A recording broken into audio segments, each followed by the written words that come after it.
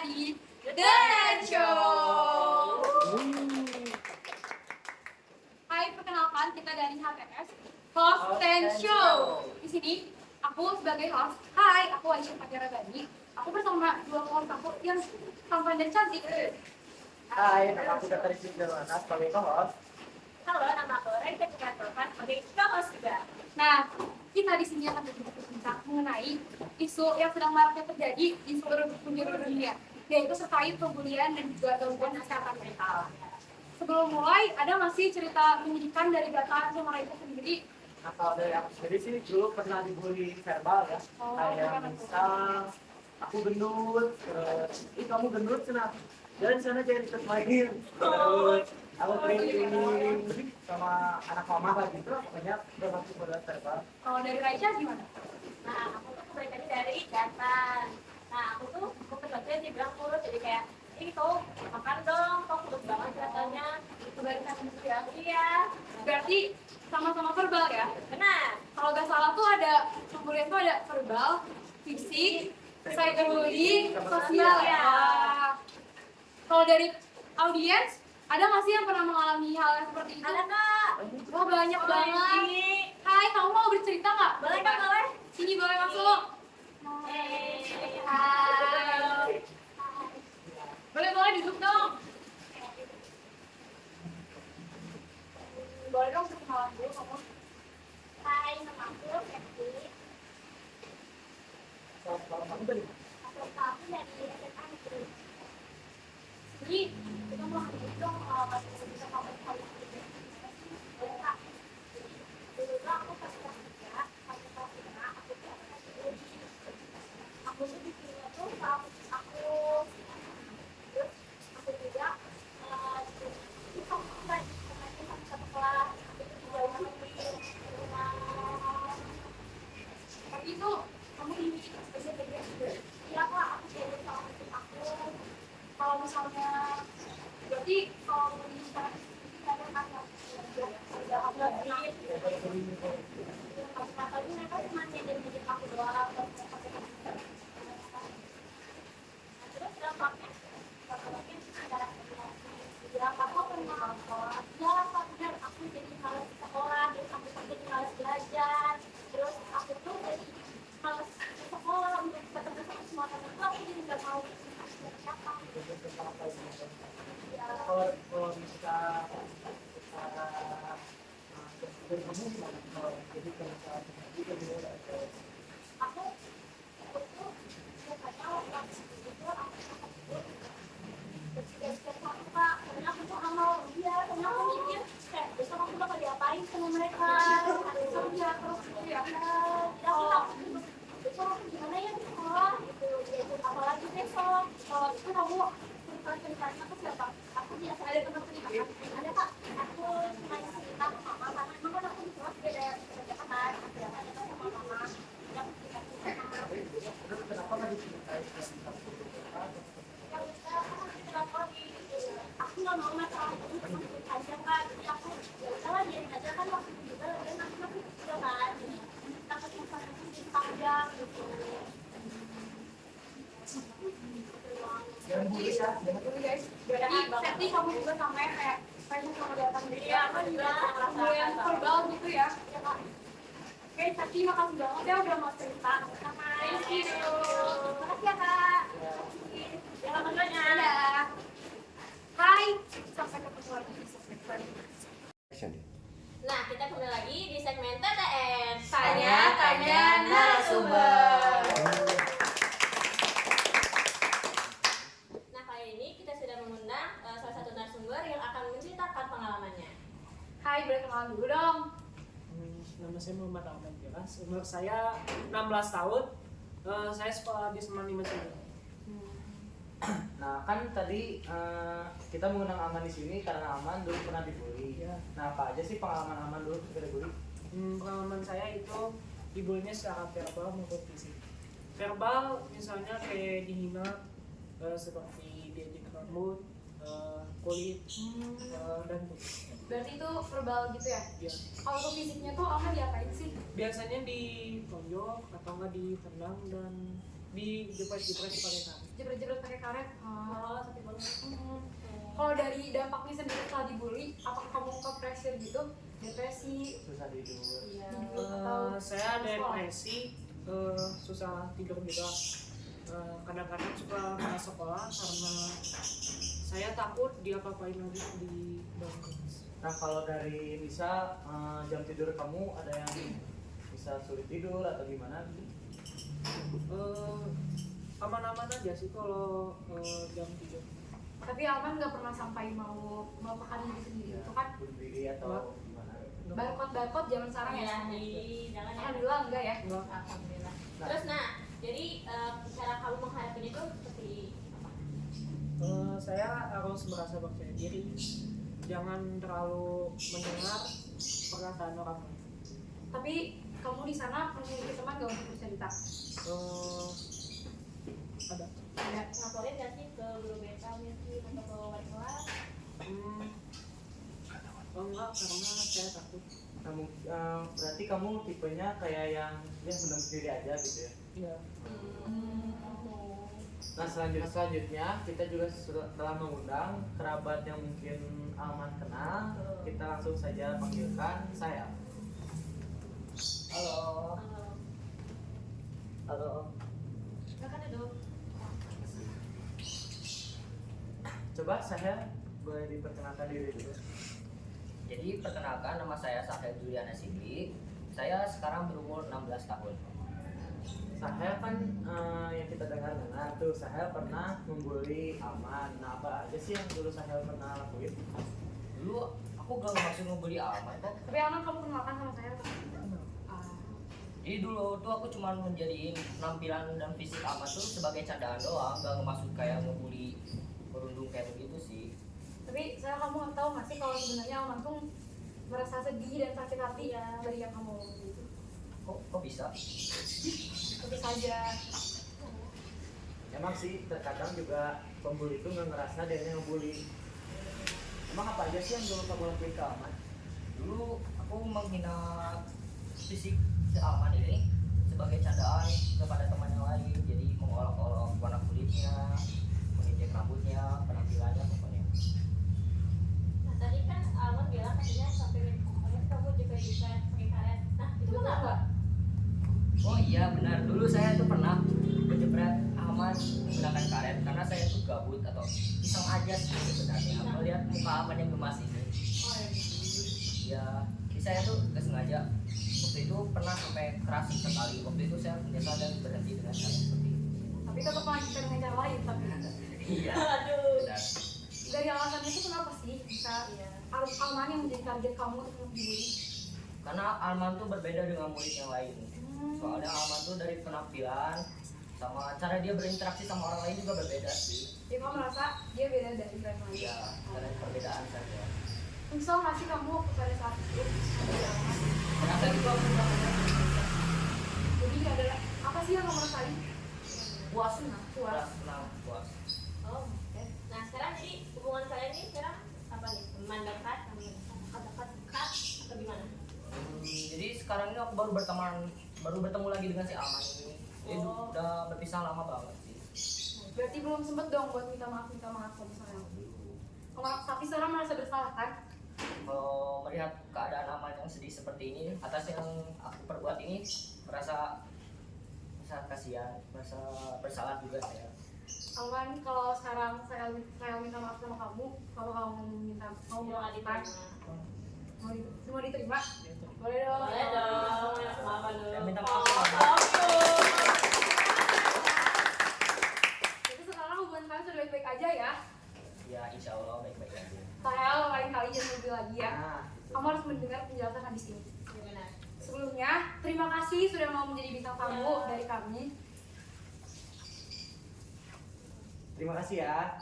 Ya sudah mungkin sekian saja ya. Terima kasih. Sama-sama. Dadah, kembali lagi di segmen selanjutnya. Hai, kembali lagi dengan kita di Ten Show. Oh, apa nih? Iya, Udah. iya, apa sih berantem? Aku dibully kak. Kamu kenapa ngebully dia? Anda itu belum cocok buat dibully.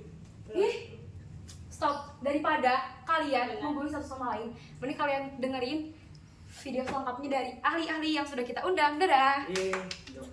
Oke teman-teman, tadi kita sudah memanggilkan. Di sini ada Bapak Mugni sebagai guru BK di sekolah dan juga ada Ibu Rehanun sebagai ahli psikologi yang dapat menjelaskan kepada kita apa itu kesehatan mental dan lain-lainnya. Nah, untuk Bapak Mugni, kita mulai pertanyaan ya, Pak. Apa saja sih kasus bully di sekolah? Karena dari tadi itu kita sudah mengundang narasumber yang menceritakan terkait di sekolah dan cara menanganinya itu gimana sih, Pak? Biasanya contoh kasus pembulian di sekolah itu terjadinya antar teman kelas, antar kakak kelas, adik kelas, bisa juga terjadi antara guru dan murid. Contoh kasus yang sering banget terjadi ya seperti tadi di awal segmen, ada yang saling menghina ras, ada yang saling menghina warna kulit, ada juga yang sering menghina orang tua. Nah, terus juga Itu masuknya ke dalam pembulian apa? Dalam pembulian verbal, kata-kata yang jarak dia bisa menyakiti perasaan seorang. Lalu ada pembulian secara fisik. Nah, biasanya pembulian secara fisik di area sekolah itu terjadi dalam bentuk seperti di segmen awal tadi juga, bisa memukul, bisa menjambak teman-teman, bisa mencubit teman, dan juga tadi baru beberapa kali saya dengar menjepret teman pakai karet. Lalu ada juga secara terjadi contoh kasusnya ada seperti mengumpulkan teman dari satu kelompok pertemanan, lalu seperti menjauhi teman secara sengaja tanpa menjelaskan alasannya. Lalu juga ada cyberbullying ya di sekolahnya, seperti komentar buruk di postingan Instagram, seperti misalkan Gitu ya, Pak? ada contoh saat MPLS kan murid harus memposting foto mereka masing-masing di Instagramnya. Nah, Ribbon ya? biasanya ada orang-orang yang secara sengaja mengirim komentar-komentar negatif hanya untuk menghina dan untuk kesenangannya sendiri. Lalu tadi itu ada cara yang untuk mengatasinya. Nah, biasanya cara mengatasinya ini si korban harus berani untuk speak up atau berbicara untuk dirinya sendiri. Selain itu juga harus berani untuk melaporkan baik ke orang tua, baik ke guru BK atau ke pihak lainnya yang bisa mengatasi. Lalu yang cara ketiga ini spill atau memberitahu masalah ini kepada teman yang bisa dipercaya untuk membantu. Nah, kalau dari apa ya, tindak lanjut dari guru-guru BK terhadap korban dan juga pelaku yang membuli?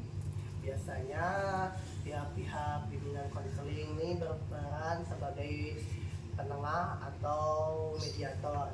Jadi untuk mencari jalan yang terbaik antara dua pihak, baik si pelaku maupun si korban, tanpa melakukan kekerasan sama sekali. Jadi dicari cara untuk mengatasi masalahnya dengan cara kekeluargaan dan Nah, kalau misal kan tadi juga ada yang bertanya Pak, faktor-faktor apa sih yang jadi Berpengaruh gitu Pak untuk sang pelaku melakukan kepada korban? Nah, biasanya faktor-faktor pembulian ini bisa dilihat dari dua sudut, yaitu sudut pandang si pelaku dan sudut pandang si korban. Jika dilihat dari sudut pandang si korban, biasanya si korban ini dibully karena berbeda rasnya dari teman-temannya, memiliki nama orang tua yang berbeda, lalu status ekonominya yang rendah, lalu juga tingkat interaksi sosialnya juga rendah, jarang susah bergaul. Lalu jika dilihat dari sudut si pelaku, bisa dilihat bahwa si pelaku ini ingin menunjukkan sisi dominannya dan seperti ingin terlihat keren di depan teman-temannya juga. Bisa juga karena si pelaku ini dulunya adalah korban bully juga dan ingin melakukan kayak dendam gitu ya, Pak ya? melakukan rasa hatinya. Berarti itu ya teman-teman yang biasanya terjadi di sekolah-sekolah. Kalau untuk Ibu Rehanun sebagai ahli psikologi, seperti yang kita tahu, pasti di bully itu apa ya? Kena mental ya zaman sekarang bahasanya. Kesehatan mental itu tuh apa sih Bu? Menurut ilmu psikologis, kesehatan mental adalah kondisi kesehatan yang melibatkan kejiwaan, psikis, dan emosi seseorang. Atau dengan kata lain, kita menyebutnya bahwa kita menjalankan hidup dengan aman, damai, dan tentram, itu artinya kita memiliki kesehatan mental yang baik. Tidak hanya itu, kita perlu tahu juga bahwa apa yang telah kita alami dan kita lewati akan berdampak besar bagi kepribadian dan perilaku seseorang, berdampak pada kesehatan mentalnya. Oh iya, berarti berdampak juga ya Bu, kayak seperti apa nanti cara dia berperilaku di sekolah gitu ya Bu. Nah, jadi ada lagi. Bila mana seseorang tersebut mengalami beberapa gangguan kesehatan mental, itu akan memicu terjadinya gangguan kesehatan jiwa. Akan tetapi, dengan adanya masalah kesehatan mental ini, seseorang dapat mengatasi serta menanggulangi gangguan kecemasan, gangguan pola tidur, dan trauma pasca bullying. Oh, oke. Jadi dampak dari sisi korban maupun pelaku gimana sih Bu dari kesehatan mentalnya? Iya. Kalau gitu ya Bu. Jadi dampak perundungan bagi kesehatan mental bagi korbannya adalah tentu saja akan memicu masalah kesehatan mental. Ini tuh paling sering terjadi seperti gangguan kecemasan, depresi, trauma pasca bullying. Yang kedua itu ada gangguan tidur atau insomnia. Ini tuh hal tersebut ini jangan diremehkan.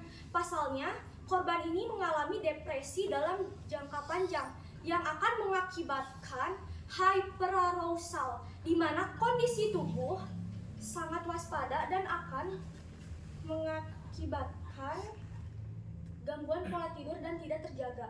Lalu yang ketiga ada penurunan prestasi, di mana sulit memfokuskan diri dan berkonsentrasi pada suatu hal ketika kita berada di sekolah. Si korban tersebut merasa enggan untuk bersekolah karena takut terjadi perundungan kembali. Hal ini ada kaitannya dengan trust issue, di mana seseorang tidak mempercayai orang-orang yang ada di sekitarnya. Kalau itu jadi yang membuat cenderung kalau korban yang dibully itu apa namanya ya Bu? Takut dan cemas. Oh iya. Introvert jangan salah. Lalu adanya keinginan untuk rasa balas dendam. Biasanya korban ini ingin meluapkan emosionalnya, dia tidak tahu mengungkapkan dengan cara apa, dia tidak bisa mengekspresikan dia harus sedih. Apakah ia akan menyerah atau ingin sampai bunuh diri di titik terendahnya. Lalu yang kanan itu ada masalah apalagi bila bullyingnya itu dilakukan secara fisik, itu kan bakal ada luka dan memar.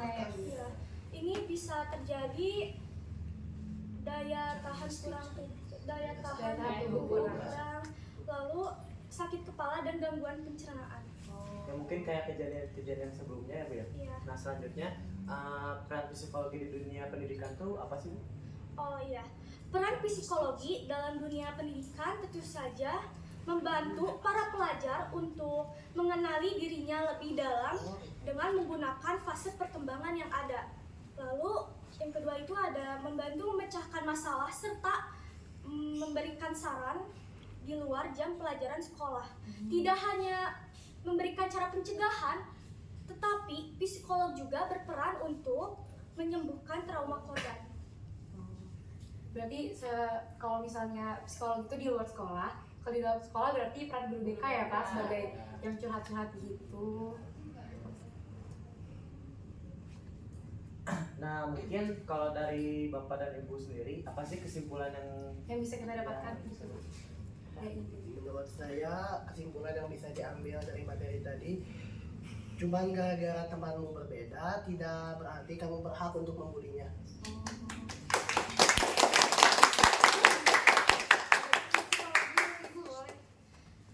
Kalau dari saya kesimpulannya, sebagai generasi penerus bangsa, kita sebagai manusia harus menjadi produktif. secara psikologis. Kesehatan mental adalah kondisi kesehatan yang melibatkan kejiwaan, psikis, serta emosi seseorang. Dengan kita menjaga kesehatan mental kita, itu akan menanamkan diri kita untuk bisa mengatasi dan menanggulangi rasa kecemasan, berhubungan, dan komunikasi efektif dengan orang lain secara individu maupun kelompok, bisa menghadapi tantangan yang akan ada. Jadi kita sebagai manusia, kita adalah makhluk otonom, kita berhak dan bebas menentukan pilihan, tapi kita harus bertanggung jawab atas tindakan yang diambil oleh diri kita. Mungkin gitu aja ya dari ibu. Gila, ibu keren banget nih. Kayaknya teman-teman, jadi kalau kalian ada masalah atau kalian merasa terbully di sekolah, bisa nih kalian tuh menceritakan kepada guru BK kalau yang di sekolah ya. Kalau di rumah pokoknya yang penting kalian itu harus ada tempat untuk bercerita ya ibu, betul? Jangan dipendam sendiri. Jangan dipendam sendiri. Mungkin sekiranya itu saja yang ingin kami tanyakan kepada Bapak dan Ibu. Terima kasih sudah berkenan untuk menceritakan beberapa hal kepada kami di segmen Ten Show. Mungkin itu saja. Sudah datang dan sampai bertemu lagi teman-teman. Ingat ya, jangan bully. Oke teman-teman, terima kasih sudah menyaksikan segmen kita Ten Show hari ini. Nih teman-teman di balik layar. Ini guys. Halo. Sebelum menyelesaikan, aku ada pantun nih. Pantun. Dikulum, diguling, stop bullying.